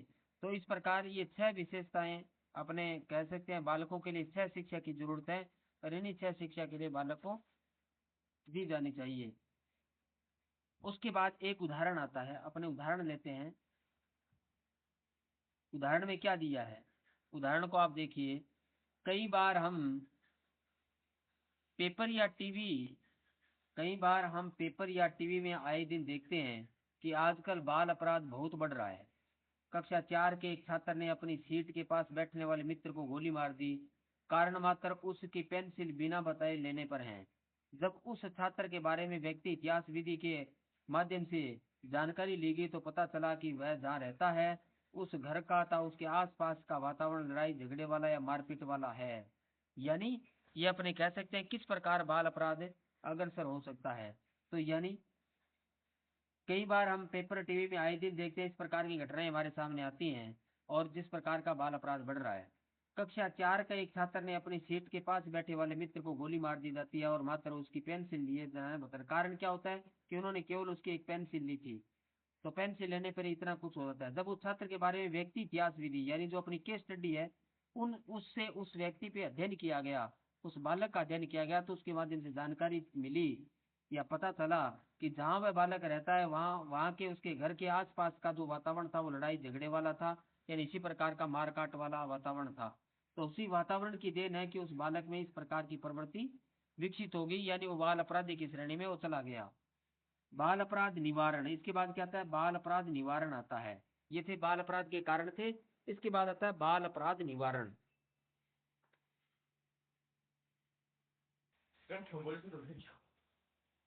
बाल अपराध का निवारण यानी बाल अपराध के निवारणों के बारे में चर्चा करते हैं। बाल अपराध के निवारण निरोध या रोकने के लिए परिवार, विद्यालय, समाज और राज्य अनेक महत्वपूर्ण कार्य कर सकते हैं। यानी बाल अपराध के निवारण में किन किन का योगदान हो सकता है? बाल अपराध के निवारण में यानी बाल अपराध को रोकने के लिए परिवार का हो सकता है, विद्यालय का योगदान है, समाज का योगदान है और राज्य का योगदान है। तो इन 4 के परिप्रेक्ष्य में हम यहाँ पे निवारण के लिए हमने चर्चा करेंगे। पहला आता है परिवार के कार्य, यानी परिवार के क्या कार्य हो सकते हैं। तो सबसे पहले अपने परिवार के कार्यों के बारे में अपने चर्चा करते हैं। पहला है उत्तम वातावरण, यानी परिवार का वातावरण या उसके सदस्यों के पारस्परिक सहयोग, समायोजन और सहानुभूति का आदर्श प्रतीक होना चाहिए। ऐसा वातावरण बाल अपराध का घोर शत्रु होता है। यानी परिवार का जो वातावरण है वो जो परिवार के सदस्यों का वातावरण है वो कैसा होना चाहिए? पारस्परिक सहयोग का होना चाहिए, समायोजन का होना चाहिए, सहानुभूति का आदर्श प्रतीक होना चाहिए। जब ऐसा यदि परिवार का वातावरण होता है तो वो क्या होता है? वो अपराध का एक घोर शत्रु होता है। इसमें किसी प्रकार के बालक अपराध के प्रति अग्रसर नहीं होता है। दूसरा कारण है वृद्धि पर नियंत्रण। छोटा परिवार सुखी परिवार होता है क्योंकि ऐसे परिवार के सदस्यों में एक दूसरे के प्रति आत्मीयता और निकटता की भावना होती है, अतः उसमें बाल अपराध का जन्म होना कठिन होता है। तो इसलिए वृद्धि पर नियंत्रण भी क्या है? एक बाल अपराध से मुक्ति का अपने कह सकते हैं का अच्छा एक ऑप्शन हो सकता है। तो उत्तम वातावरण, परिवार का वातावरण, उनके सदस्यों के पारस्परिक सहयोग, समायोजन, सहानुभूति, आदर्श प्रतीक होना चाहिए। और ऐसा वातावरण अपराध का घोर शत्रु होता है। वर्दी पर नियंत्रण, छोटा परिवार सुखी परिवार, ये कहावत है। तो ये कहावत भी चरितार्थ करती है, क्योंकि ऐसे परिवार के सदस्यों में कुछ एक दूसरे के प्रति आत्मीयता और निकट की भावना होती है, अतः उसमें बाल अपराध का जन्म कठिन होता है। आगे नेक्स्ट तीसरा जो कारण है, तीसरे वाले कारण पे अपने चर्चा करते हैं। कारण है तीसरा,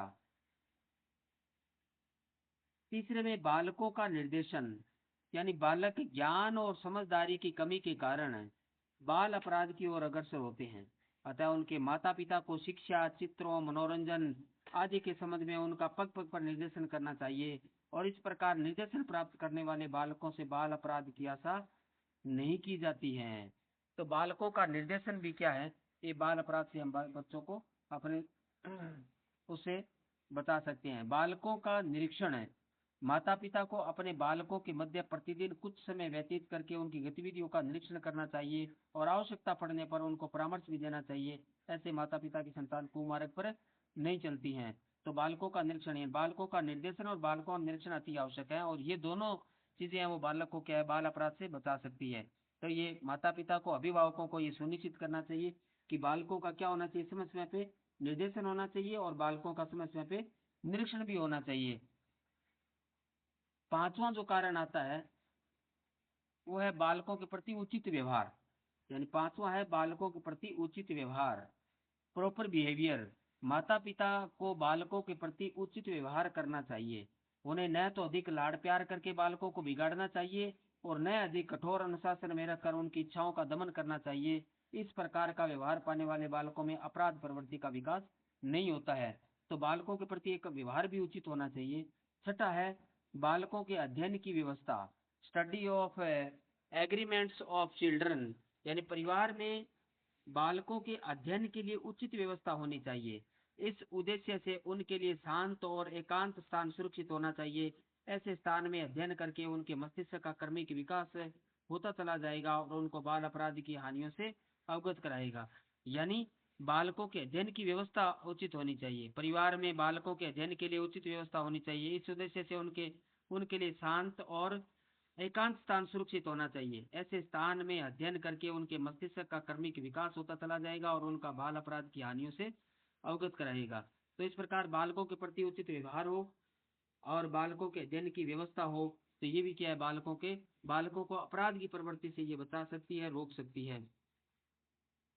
इसके बाद सातवां जो कारण आता है वो है बालकों की आवश्यकताओं की पूर्ति, यानी माता पिता को बालकों की सभी उचित आवश्यकताओं की पूर्ति करनी चाहिए। ऐसा न करने से बालक उनकी पूर्ति के लिए अनुचित उपायों का प्रयोग करके बाल अपराध के दोषी बन जाते हैं।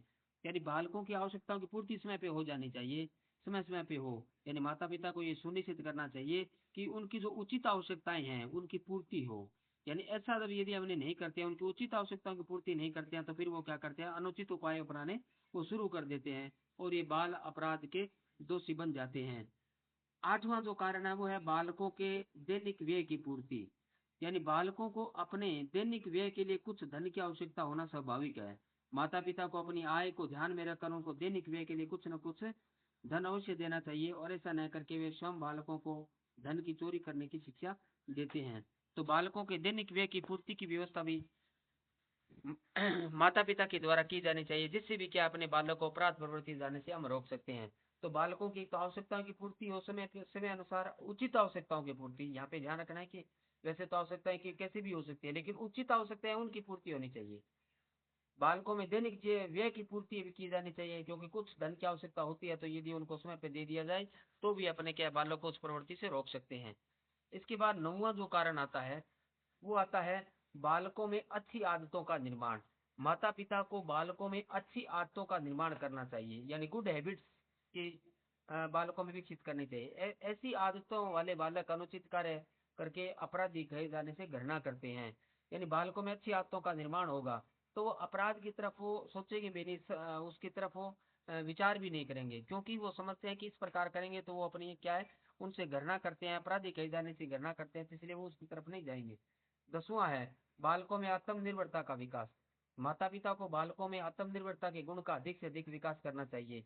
इस गुण वाले बालक अपनी आवश्यकताओं को स्वयं कार्य करके पूर्ण करने का प्रयास करते हैं और अनुचित उपायों को नहीं अपनाते हैं। यानी बालकों में आत्मनिर्भरता का विकास होना चाहिए, बालकों में अच्छी आदतों का निर्माण हो। माता पिता को बालकों में अच्छी आदतों का निर्माण करना चाहिए।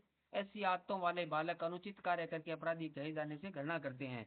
बालकों में आत्मनिर्भरता का विकास हो, माता पिता को बालकों में आत्मनिर्भरता के गुण का अधिक से अधिक विकास करना चाहिए। इस गुण वाले बालक अपनी आवश्यकताओं को स्वयं कार्य करके पूर्ण करने का प्रयास करते हैं और अनुचित उपायों को नहीं अपनाते हैं।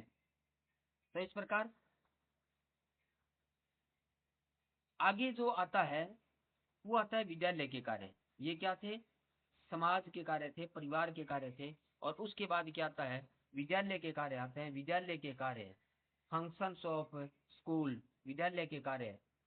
उत्तम वातावरण यानी प्रॉपर इन्वायरमेंट, विद्यालय को बालकों का शारीरिक, मानसिक, चारित्रिक और संवेगात्मक विकास करने के लिए उत्तम वातावरण का निर्माण करना चाहिए।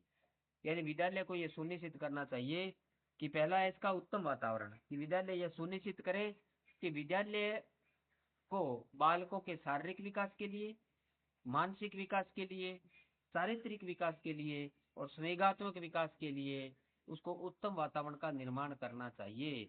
यानी बालकों का शारीरिक विकास भी हो, मानसिक विकास भी हो, चारित्रिक विकास भी हो, संवेगात्मक विकास भी हो, प्रत्येक दृष्टि बालक का विकास हो, तब जाकर के हम सर्वांगीण विकास की तरफ हम कह सकते हैं। तो उचित वातावरण का निर्माण करके भी अपने बालकों को इस दिशा से जाने से अपने रोक सकते हैं। दूसरा है बालकों की स्वतंत्रता। विद्यालयों को बालकों की क्षमताओं और योग्यताओं का विकास करने के लिए उनको स्वतंत्रता प्रदान करनी चाहिए, और पर यह स्वतंत्रता नियंत्रित और निश्चित सीमाओं के अंतर्गत होनी चाहिए। यानी बालकों को क्या करना चाहिए? बालकों की स्वतंत्रता दी जानी चाहिए। विद्यालयों को बालकों की क्षमताओं और योग्यताओं का विकास करने के लिए उनको स्वतंत्रता प्रदान करनी चाहिए, पर यह स्वतंत्रता नियंत्रित और निश्चित सीमाओं के अंतर्गत ही होनी चाहिए। तीसरा है तरुण गोष्ठियों की स्थापना। यानी विद्यालय में तरुण गोष्ठियों, यूथ क्लब्स को की स्थापना की जानी चाहिए। वैलेंटाइन के अनुसार ये गोष्ठियां बालकों को अपनी रुचियों और क्षमताओं को अभिव्यक्त करने का अवसर प्रदान करती हैं। तो तरुण गोष्ठियों की स्थापना भी की जानी चाहिए। विद्यालय में तरुण गोष्ठियों की स्थापना की जानी चाहिए। वैलेंटाइन के अनुसार ये गोष्ठियां बालकों को अपनी रुचियों और क्षमताओं को अभिव्यक्त करने का अवसर प्रदान करती है। उसके बाद अगला है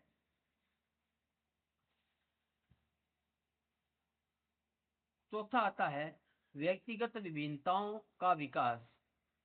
विद्यालयों को बालकों की व्यक्तिगत विभिन्नताओं का अध्ययन करने और उनके अनुरूप शिक्षा की व्यवस्था करनी चाहिए। ऐसा करके वह बालकों को विभिन्न योग्यताओं का विकास करने में सफलता प्राप्त कर सकता है। तो व्यक्तिगत विभिन्नताओं का विकास भी बच्चों में किया जाना चाहिए। विद्यालयों को ये बालकों की व्यक्तिगत विभिन्नताओं का अध्ययन करके और उनके अनुरूप शिक्षा की व्यवस्था होनी चाहिए। यदि हम ऐसा करते हैं तो बालकों को विभिन्न योग्यताओं का विकास करने में सफलता प्राप्त कर सकते हैं। यानी बच्चों को क्या है, अलग से भटकने से हम बता सकते हैं। व्यक्तिगत विभिन्नताओं को देखते हुए शिक्षा की व्यवस्था करेंगे तो प्रत्येक बालक है वो अपनी शिक्षा पद्धति से संतुष्ट होगा, शिक्षण कार्य से संतुष्ट होगा। जब बालक संतुष्ट होता है तो वो फिर अनर्गल कार्यों की तरफ डाइवर्ट नहीं होता है, या उसकी तरफ वो उसका जो मानसिक रुझान है वो नहीं होता है। तो इसलिए भी हमने क्या है, व्यक्तिगत विभिन्नताओं के विकास से भी अपने बालक को बता सकते हैं। अच्छे पुस्तकालय की व्यवस्था। विद्यालय में सभी प्रकार की बालोपयोगी पुस्तकों से सुसज्जित अच्छा पुस्तकालय होना चाहिए, और साथ ही बालकों को पुस्तकालय का सदुपयोग करने के लिए प्रोत्साहित किया जाना चाहिए। एक अच्छे पुस्तकालय की व्यवस्था करके भी हम बालकों को अपराध प्रवृत्ति से अपने हटा सकते हैं, क्योंकि बालक को जब अच्छी पुस्तकें पढ़ने के लिए उनको मिलेगी तो बालक क्या है, अनर्गल प्रकार से किसी प्रकार का चिंतन नहीं करेगा, उसके विचार नहीं आएंगे, और वो अच्छी पुस्तकों का अध्ययन करके वो आदर्श के रूप में भी वो क्या है, अपने व्यवहार को वो गठित कर लेगा, या वो अपने आदर्शात्मक रूप से भी इस प्रकार के गलत कार्यों के प्रति अग्रसर नहीं हो पाएगा। छठा आता है वो आता है उपचारात्मक व्यवसायिक कक्षाएं। विद्यालयों द्वारा बाल अपराध के निवारण करने के लिए एक नई विधि के प्रयोग का सुझाव देते हुए मेडिल्स व जॉनसन ने लिखा है कि उपचारात्मक शिक्षा की कक्षाएं और कुछ व्यवसायिक कक्षाएं लाभप्रद सिद्ध हो सकती हैं। यानी उपचारात्मक जो व्यवसायिक कक्षाएं हैं वो भी लाभप्रद सिद्ध हो सकती है। जब उपचारात्मक व्यवसायिक कक्षाएं लगाई जाती है तो बालक को क्या है, उसके उचित चिंतन करने के लिए, उचित मनन करने के लिए, यानी उनकी जो समस्याएं होती है उनका भी निवारण हो जाता है। जब उनकी समस्याएं निवारण हो जाती है तो उनके अध्ययन के प्रति विशेष रुचि रहती है। और रुचि रहती है तो वो फिर उसके गलत विचार उसके दिमाग में आएंगे नहीं और वो गलत विचारों के प्रति प्रवृत्त भी नहीं होगा। तो इस प्रकार उपचारात्मक और व्यवसायिक शिक्षा भी अपने क्या करते हैं, बालकों को अपराध से जाने से अपने रोक सकते हैं। सातवां है पाठ्यक्रम सहगामी क्रियाओं की व्यवस्था। बालकों में सामाजिक संबंधों का विकास करने के लिए विद्यालय में पाठ्यक्रम सहगामी क्रियाओं की उत्तम व्यवस्था होनी चाहिए। एलिस का मत है कि बाल अपराधियों को पाठ्यक्रम सहगामी क्रियाओं में सम्मिलित करने का विशेष प्रयास किया जाना चाहिए, क्योंकि इनसे उत्तम सामाजिक संबंधों की स्थापना होती है। तो पाठ्य सहगामी क्रियाओं का आयोजन करके भी हम उत्तम सामाजिक संबंधों की स्थापना कर सकते हैं। जब बालक में उत्तम सामाजिक संबंध स्थापित कर लेते हैं तो वो फिर बाल अपराध की तरफ अग्रसर नहीं होगा। तो इसलिए पाठ्य सहगामी क्रियाओं का आयोजन करके भी एक विद्यालय है वो बालकों को इस प्रवृत्ति से बचा सकता है। आठवां जो कारण आता है वो आता है अनुत्तीर्ण होने की समस्या का समाधान। परीक्षा में अनुत्तीर्ण होने के कारण कुछ छात्र बाल अपराधी बन जाते हैं। अतः एलिस का सुझाव है कि हम सफलता की समस्या का समाधान करना चाहते हैं और हमें छात्रों का सर्वांगीण विकास करना चाहिए और पाठ्यक्रम एवं शिक्षण विधियों में इस प्रकार सुधार करना चाहिए कि छात्रों कुछ भी करें उसमें सफल हों। यानी अनुत्तीर्ण होने की समस्या का समाधान भी अपने बालकों को नहीं, क्योंकि बच्चा अनुत्तीर्ण हो जाता है तो फिर वो पढ़ाई से क्या है अपने आप को विमुख होने लग जाता है, पढ़ाई से विमुख होने लगता है। तो पढ़ाई से विमुख होने लगता है तो फिर वो अन्य अलग कार्यों के प्रति प्रवृत्त होगा।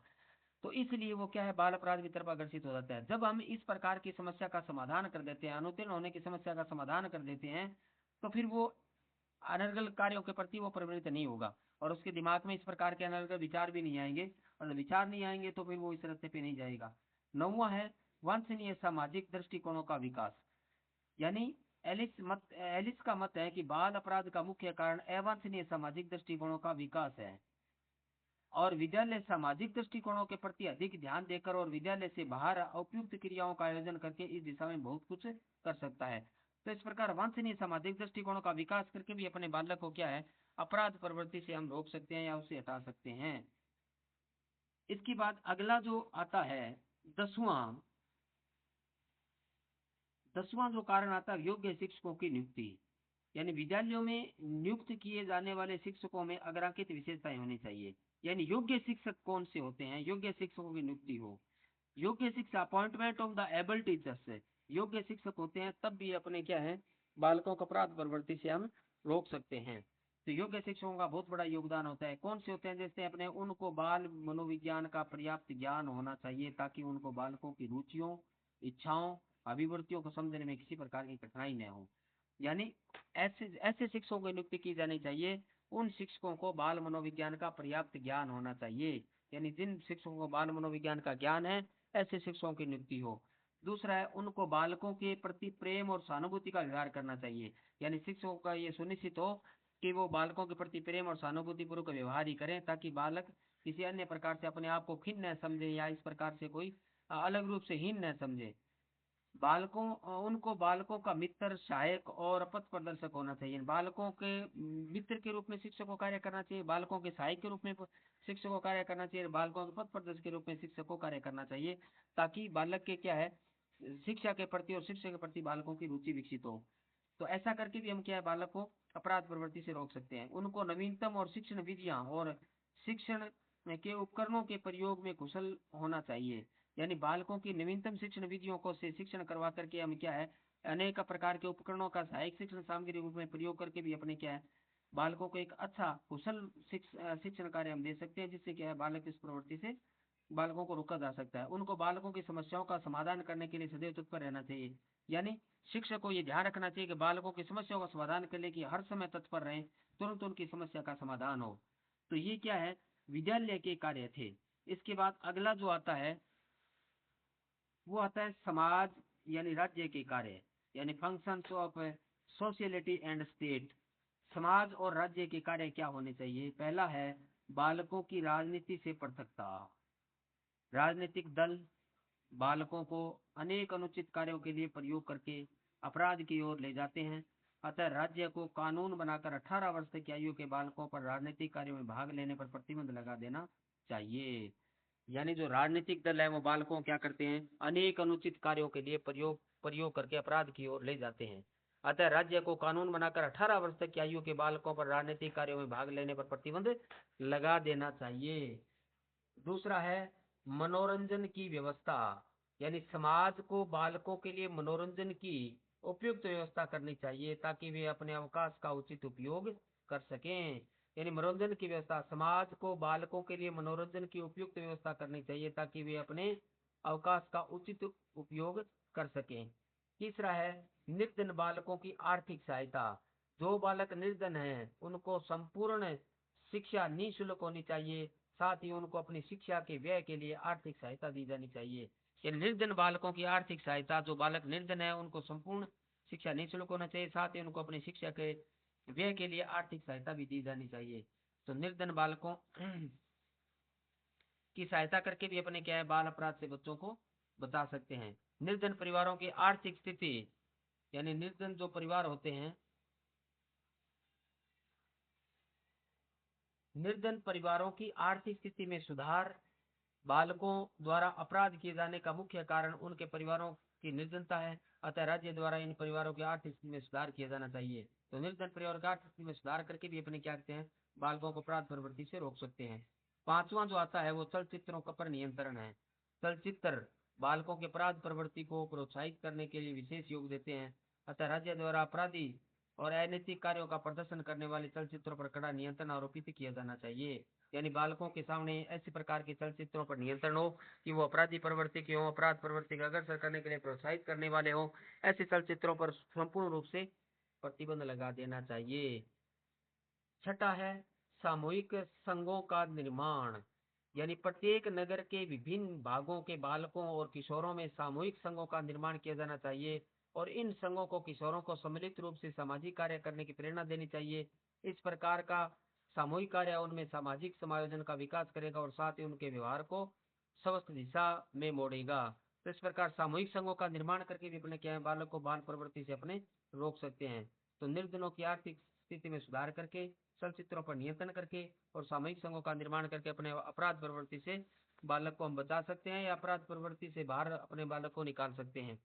अगला है गंदी बस्तियों की समाप्ति, यानी गंदी बस्तियों यानी बाल अपराधों को जन्म और विकास के लिए कुख्यात है, अतः इन बस्तियों को यथाशीघ्र समाप्त किया जाना चाहिए और यही कारण है कि बड़े नगरों में यह कार्य किया जा रहा है।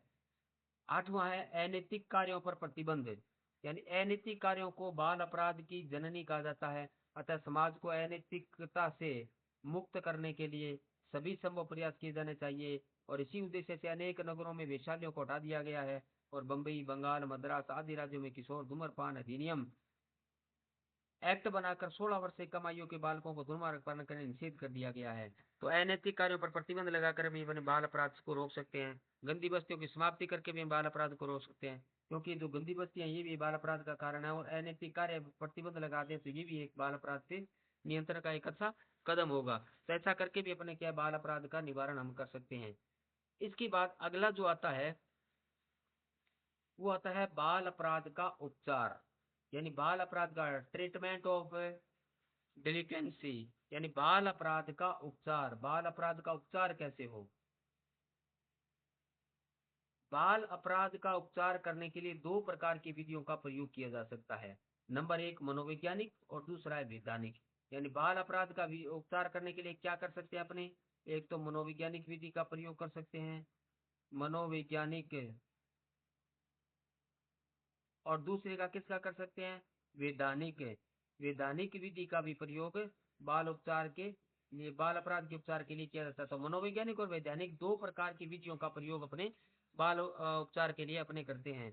तो एक तो मनोवैज्ञानिक विधि के बारे में करेंगे कि वैधानिक विधि के बारे में अपने अध्ययन करेंगे जिससे बाल अपराध को रोका जा सकता है। पहली है मनोवैज्ञानिक विधियां। पहली कौन सी आती है? मनोवैज्ञानिक विधियां। मनोवैज्ञानिक विधियां, नंबर एक मनोविश्लेषण। पहली विधि क्या आती है? मनोविश्लेषण, साइको एनालिसिस, मनोविश्लेषण। इस विधि में मनोविश्लेषणात्मक द्वारा अपराधी बालक के अचेतन मन का अध्ययन करके उसके दमित समय को और इच्छाओं का ज्ञान प्राप्त किया जाता है। तदुपरांत वह उनका विश्लेषण करके बालक द्वारा अपराध किए जाने के कारणों को जानने का प्रयास करता है। इस विधि को सफलता चालक के सहयोग के पर निर्भर करती है।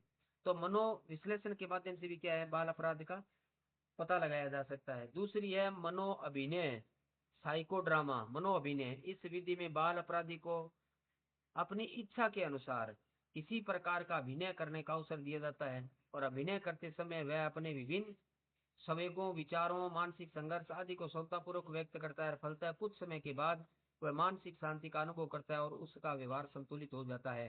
तो मनो अभिनय करके भी अपने क्या कर सकते हैं, बाल अपराध को रोका जा सकता है, और मनोविश्लेषण के माध्यम से भी अपने बाल अपराध को रोक सकते हैं। तो इस प्रकार मनोविश्लेषण और मनो अभिनय के माध्यम से भी, विधियों के माध्यम से अपने बाल अपराध को उपचार किया जा सकता है, बाल अपराध का उपचार किया जा सकता है। तीसरी है खेल द्वारा चिकित्सा। बाल अपराध का मुख्य कारण यह है कि बालक को अपनी रचनात्मक प्रवृत्ति को अभिव्यक्त करने का अवसर नहीं मिलता है। परिणामतः इस प्रवृत्ति का दमन हो जाता है, जो अवसर मिलने पर विनाशकारी कार्यों के रूप में प्रकट होती है। खेल द्वारा चिकित्सा में बालक को अपनी रचनात्मक प्रवृत्ति के अनुसार कोई भी वस्तु बनाने का अवसर दिया जाता है, और इससे बालक की रचनात्मक प्रवृत्ति संतुष्ट हो जाती है और उसके मन का विकार दूर हो जाता है। बाल अपराधियों का उपचार करने की यह विधि बहुत सफल हुई। इसलिए मेडिन्स व जॉनसन ने लिखा है कि संवेगात्मक असंतुलन वाले अधिकांश बाल अपराधियों की खेल द्वारा शिक्षा की जाती है। तो इस प्रकार खेल द्वारा शिक्षा यानी बाल अपराध का मुख्य कारण यह है कि बालक को अपनी रचनात्मक प्रवृत्ति को व्यक्त करने का अवसर नहीं मिलता है।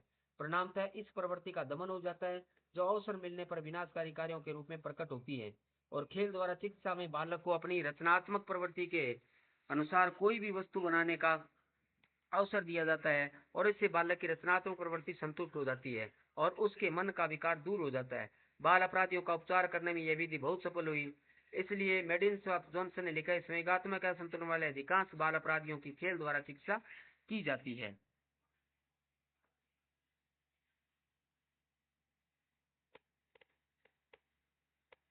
अगली आती है वैधानिक विधियां। ये थी मनोवैज्ञानिक विधियां। अब क्या है, वैधानिक विधियां आती हैं। तो वैधानिक विधियां कौन सी हैं उसके बारे में अपने चर्चा करते हैं। कारावास, बाल अपराध का परंपरागत उपचार है कारावास। इससे केवल एक एक लाभ होता है, वह यह है कि कारावास में रहे बालक जैसे जैसे बंदी की आयु में वृद्धि होती जाती है, जैसे जैसे बंदी की जैसे जैसे बंदी की आयु में वृद्धि होती जाती है, वैसे वैसे उसके व्यवहार में भी परिवर्तन होता जाता है।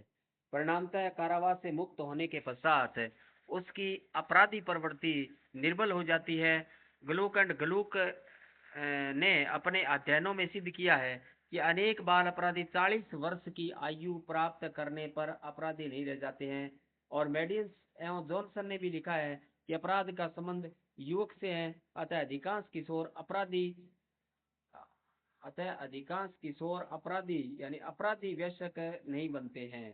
तो इस प्रकार कारावास भी क्या है, इसका इलाज है। दूसरा है किशोर न्यायालय, यानी उपचार का एक दूसरा कारण है किशोर न्यायालय। जब कोई बालक या किशोर अपराध करता है तो उसे साधारण न्यायालय में न ले जाए जाकर किशोर न्यायालय में ले जाया जाता है, और न्यायालय का वातावरण सहानुभूतिपूर्ण होता है, और न्यायाधीश इस बात पर विचार करता है कि बालक का सुधार किस प्रकार किया जा सकता है, और वह दो प्रकार की आज्ञाएं देता है। उनके अनुसार अपराधी को या तो सुधार अधिकारी के पास या फिर सुधार गृह में भेज दिया जाता है। इस समय भारत में अनेक राज्यों में किशोर न्यायालय हैं, जैसे दिल्ली, बंगाल, बम्बई और मद्रास। तो इन विद्यालयों के अंतर्गत, इन न्यायालयों के अंतर्गत किशोर न्यायालय चल रहे हैं। जैसे दिल्ली में चल रहा है, बंगाल में चल रहा है, बम्बई में चल रहा है, मद्रास में चल रहा है। तो किशोर न्यायालय भी एक उपचार का एक माध्यम है। कारावास का उपचार का माध्यम है किशोर, और किशोर न्यायालय भी एक उपचार का माध्यम है। तीसरा जो उपचार का माध्यम है, तीसरा जो उपचार का माध्यम वो है परिवीक्षण। यानी परिवीक्षण या प्रोवेशन वह युक्ति है जिसमें बाल अपराधी को न्यायालय से दंड मिलने पर जेल न भेजकर कुछ शर्तों पर समाज में रहने की आज्ञा दी जाती है। इस प्रकार बालक को अपना सुधार करने का अवसर दिया जाता है, और प्रोबेशन काल में उसे सुधार अधिकारी के निरीक्षण में रहना पड़ता है, और वह यह अधिकारी मित्र और संरक्षक के रूप में बालक में सुधार करने का प्रयास करता है। यदि प्रोबेशन काल में बालक में सुधार हो जाता है तो उसे जेल नहीं जाना पड़ता है। और इस समय भारत में उत्तर प्रदेश, मद्रास, बम्बई आदि में अनेक जिले सुधार अधिकारी हैं। तो परिवीक्षण के माध्यम से भी अपने क्या है, बच्चे का उपचार यानी अपराधी का उपचार किया जा सकता है। चौथा है किशोर बंदी गृह। ये बंदी गृह वास्तव में सुधार संस्थाएं हैं और इनके बंदियों को अपने परिवार के सदस्यों से मिलने की स्वतंत्रता होती है और वे बंदी गृह में सामान्य और औद्योगिक शिक्षा प्राप्त करते हैं। उसको समाप्त करने के बाद वे नगर के किसी विद्यालय में शिक्षा ग्रहण करने के लिए जा सकते हैं। इस समय हमारे देश में उत्तर प्रदेश, बरेली, उड़ीसा और अंगुल और बिहार में पटना किशोर बंदी गृह स्थापित है। तो किशोर बंदी गृह से भी क्या है, इनका उपचार किया जा सकता है। अगला आता है पांचवा किशोर सुधार गृह। किशोर सुधार गृह, तो किशोर सुधार गृह से भी क्या है, इनका उपचार किया जा सकता है। ये एक प्रकार के औद्योगिक विद्यालय हैं जहां बाल अपराधियों को सुधारने का कार्य किया जाता है और सामान्य एवं व्यावसायिक शिक्षा दी जाती है। इस प्रकार के सुधार गृह लखनऊ, बरेली, पूना, सतारा, नासिक, सोलापुर, धारवाड़ आदि में है। तो किशोर बंदी गृह से भी उपचार किया जा सकता है। और छठा है पोस्टल संस्थाएं। ये संस्थाएं बंदी गृह और मान्यता प्राप्त स्कूलों के बीच की संस्थाएं हैं और इनमें साधारणतः 15 से 20 वर्ष तक की आयु के अपराधी रखे जाते हैं। और ये संस्थाएं दो मुख्य कार्य करती हैं। ये बाल अपराधियों को सुधारती हैं और उनको इस प्रकार की औद्योगिक या व्यावसायिक शिक्षा देती हैं कि वे जीवन में धनोपार्जन करने में सफल हो सके। और भारत में ये संस्थाएं अग्रलिखित स्थानों में हैं। मद्रास में पालकोट, बंगाल में बहरामपुर और बम्बई में धारवाड़, मैसूर और मध्य भारत में एक एक पोस्टल संस्था है। तो इस प्रकार पोस्टल संस्थाएं भी क्या है, ये इस प्रकार के बालकों के सुधार की के लिए महत्वपूर्ण मानी जाती हैं। उसके बाद अगला जो आता है अधिगम अक्षमता के प्रकार। अधिगम अक्षमता के प्रकार आते हैं। यहाँ आपको ध्यान देने की जरूरत है, यहाँ से पक्का क्वेश्चन निकलता है। यानी ये जो 5 चीजें हैं, इन 5 को आप रट लोगे तो एक क्वेश्चन मेरा मानना है कि आप पक्का आपका हो जाएगा। पहली है अफेसिया, भाषा ग्रहण करने में कठिनाई। दूसरी है हाइपरलेक्सिया, वाक्यों की बिल्कुल समझ ना होना। तीसरी है डिस्कैलकुलिया, गणितीय गणनाएं अशुद्ध करना। चौथी है डिसलेक्सिया या डायलेसिया, शब्दों या वाक्यों को पढ़ना अर्थात पठन संबंधी दोष। और पांचवी है डिस्ग्राफिया, शब्दों अथवा वाक्यों में त्रुटिपूर्ण लिखना। यानी ये जो 5 अक्षमताएं हैं ये अपने को याद कर लेनी है, यहाँ से पूछी जाती है, निश्चित रूप से पूछी जाती है। तो इनको अपने को याद कर लेना है। पहली है अफेसिया, पहली क्या है अफेसिया। और ये क्या अफेसिया क्या है, भाषा ग्रहण करने में कठिनाई होती है अफेसिया से। दूसरी क्या है हाइपरलेक्सिया, दूसरी क्या है हाइपरलेक्सिया, ये वाक्यों की बिल्कुल समझ न होना है। और तीसरी क्या है डिसकैलकुलिया, तीसरी क्या है डिसकैलकुलिया, गणितीय गणनाएं अशुद्ध करना, ये डिसकैलकुलिया है। डिसकैलकुलिया यानी कैलकुलेटर से गणितीय गणनाएं होते हैं, तो डिसकैलकुलिया कैलकुलेटर के अनुसार, तो गणितीय गणनाएं से समझ कर लेना, आपके याद हो जाएगा। उसके बाद अगली है डिसलेक्सिया या डायलेसिया। डिसलेक्सिया या क्या डायलेसिया, शब्दों या वाक्यों को पढ़ना अर्थात पठन संबंधी दोष होता है। शब्दों या वाक्यों को पढ़ना अर्थात पठन संबंधी दोष क्या होता है, डिसलेक्सिया या डायलेसिया होता है। उसके बाद अगली है डिसग्राफिया। और डिसग्राफिया में क्या है, शब्दों अथवा वाक्यों को त्रुटिपूर्ण लिखना। शब्दों या वाक्यों क्या है त्रुटिपूर्ण लिखना, ये क्या है डिसग्राफिया। तो ये जो 6 हैं इनके बारे में अपने को देखना है। असेफिया, भाषा ग्रहण करने में कठिनाई। हाइपरलेक्सिया, वाक्यों की बिल्कुल समझ ना होना। डिसकैलकुलिया, गणितीय गणनाएं करना अशुद्ध करना। डिसलेक्सिया डायलेसिया, शब्दों वाक्यों को पढ़ना अर्थात पठन संबंधी दोष। और डिसग्राफिया, शब्दों एवं वाक्यों को त्रुटिपूर्ण लिखना। तो ये अधिगम क्षमता अक्षमता के प्रकार हैं। ये अधिगम की इतनी अक्षमताएं बालक में हो सकती हैं, पाई जाती हैं। तो इन अक्षमताओं के बारे में अपने को समझ लेना है, यहाँ से क्वेश्चन पक्का निकलता है, इसलिए इसको अच्छी प्रकार से अपने को याद कर लेना है। यहाँ से यदि कोई क्वेश्चन आए तो हमारा क्वेश्चन छूटना नहीं चाहिए, गलत नहीं होना चाहिए और मिस भी नहीं होना चाहिए। तो अपने को क्या है इनको याद कर लेना है। इसलिए इनको सुबह शाम दोनों टाइम पढ़ें आप, ताकि आप दोनों टाइम कई दिन तक इसको रिवाइज करोगे, लगातार पढ़ोगे तो ये क्या हो जाएगी, तुरंत याद हो जाएगी। और याद करने का सही तरीका ही हमारा ये होता है कि कोई विषय वस्तु को बार बार दोहराया जाए। जब कोई विषय वस्तु बार बार दोहराई जाती है तो वो क्या हो जाती है, तुरंत याद हो जाती है, व्यवहार के अनुकूल हो जाती है, व्यवहार में डेवलप हो जाती है। और व्यवहार में परिवर्तन होना ये क्या है, अधिगम है, लर्निंग है। तो इसलिए अपने को इनको बार बार पढ़ना है, इनको याद करना है। यदि यहाँ से कोई कुछ पूछता है तो हमारा छूटना नहीं चाहिए। तो ये आपकी मनोविज्ञान स्मार्ट स्टडी क्लास 17 थी। तो आज की जो मनोविज्ञान स्मार्ट स्टडी क्लास थी वो यहीं पे कंप्लीट होती है। कौन सी थी, मनोविज्ञान स्मार्ट स्टडी, मनोविज्ञान स्मार्ट स्टडी क्लास, मनोविज्ञान स्मार्ट स्टडी क्लास थी। वो कितनी थी, क्लास थी आज 17 नंबर। और इसके अंतर्गत अपने बाल अपराधियों के कारण पढ़े कि बाल अपराधियों के कारण क्या हैं, और उनके निवारण पढ़ा, उन बाल अपराधियों का निवारण कैसे किया जा सकता है, और उनका उपचार पढ़ा, उनका उपचार हम कैसे कर सकते हैं। तो कारण, निवारण और उपचार तीनों चीजें अपने इसी एक क्लास के साथ अपने पढ़ी, वो भी तथ्यों के साथ, फैक्ट के साथ, और अच्छी किताबों से कंसल्ट करके यहाँ पे लिखा गया है। और बहुत सारे मनोवैज्ञानिकों के शोध के साथ यहाँ पे, शोध के उदाहरणों के साथ आपको समझाया गया है। क्योंकि हर एक जो कारण है वो किसी न किसी मनोवैज्ञानिक के शोध यानी रिसर्च, रिसर्च पे उसको सिद्ध किया गया है कि उन्होंने रिसर्च की है।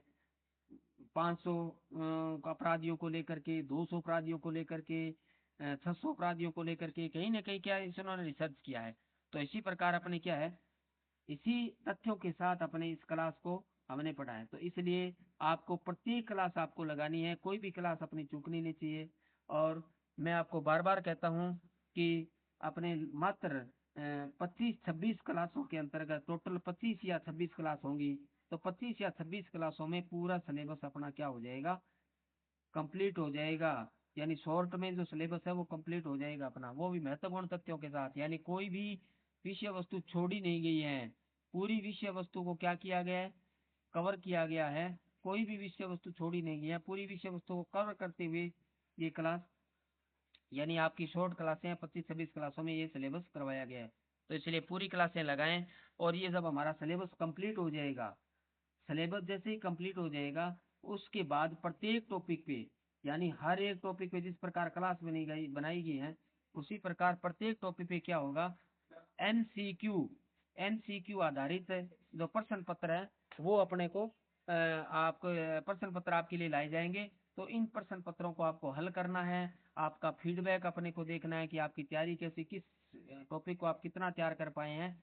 तो इसके माध्यम से हमें हमारा फीडबैक मिलेगा। तो इसलिए इन क्लासों को भी आपको छोड़ना नहीं है, ये क्लासें आपको लगानी है। तो इसी के साथ आज की क्लास है वो कंप्लीट होती हैं। आशा करता हूँ कि आपको इससे बहुत बड़ी हेल्प मिलेगी, सहायता मिलेगी। और वो निःशुल्क रूप से आप क्या है, मनोविज्ञान के जो 20 क्वेश्चन आते हैं, वो 20 क्वेश्चन आप 20 में से 20 क्वेश्चन आप करके आएंगे, और 40 नंबर आप क्या करेंगे, हासिल, 40 में 40 नंबर आप हासिल करेंगे। और अपने अपनी जो स्थिति है वो एक चयन की स्थिति के रूप में अपने आप को आप स्थापित करेंगे।